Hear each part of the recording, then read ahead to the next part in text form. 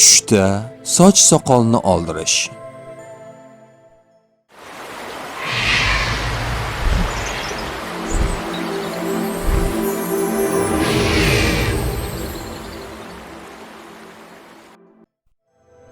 Tushda soch oldirish manfaat ilinjida aytilgan so'zga ishoradir.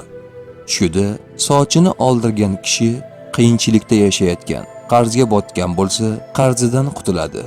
Sochi olinganini ko'rgan kishi dushmanidan ustun keladi. Sochini qo'li bilan kaltalatganini ko'rgan kishi dardga chalinadi. Shunday tush ko'rgan odam qarzdor bo'lsa, qarzidan qutuladi.